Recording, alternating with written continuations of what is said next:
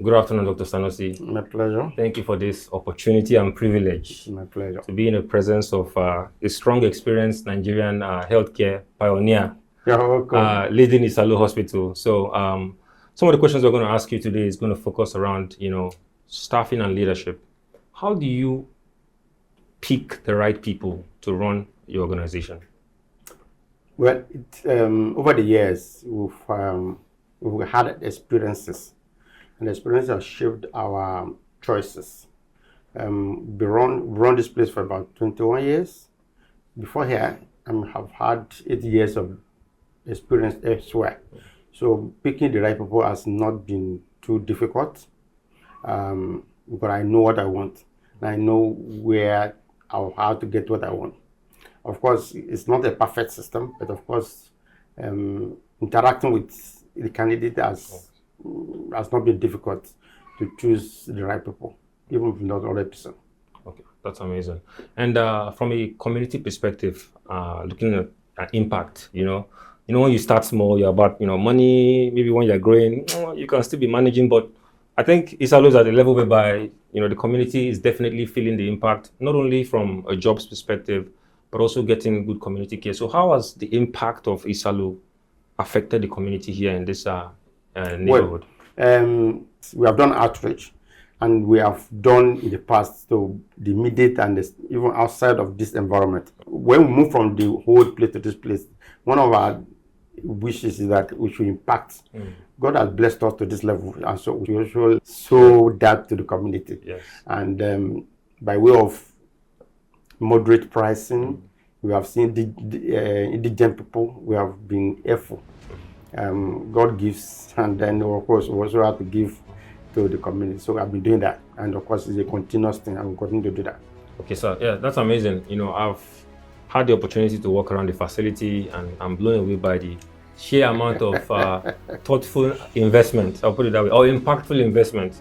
And I'm sure the patients and the community here are definitely benefiting. So, sir, when are we going to see this structure on Victoria Island, in Abuja, in Port Harcourt? We want the excellence to continue, not only so that Oba would benefit. We want it to spread across the country. So when are we seeing those locations? Well, it's a matter of time. Okay. Life is on a move. Yes. We have finished this one. We started somewhere. We are projecting that by the time we settle down, and of course we start looking at elsewhere.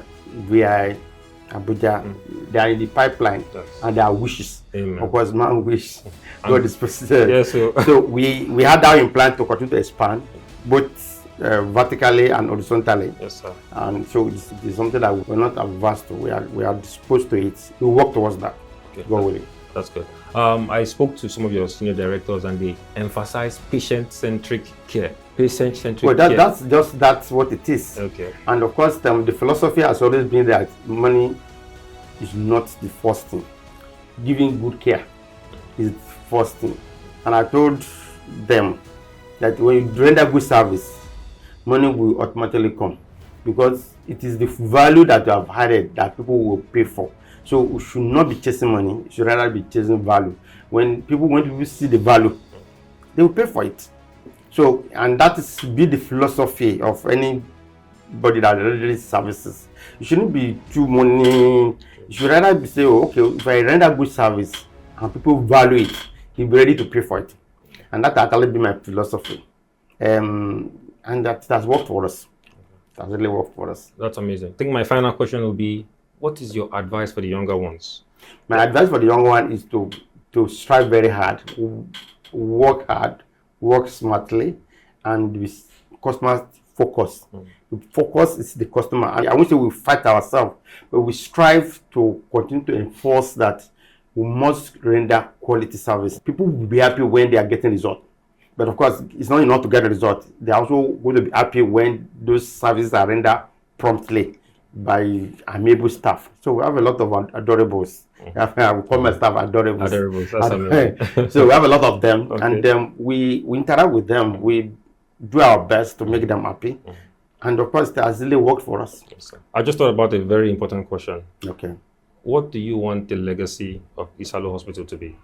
I really want people to see us as a value-driven company. They will remember us for, these people, they are customer-centric.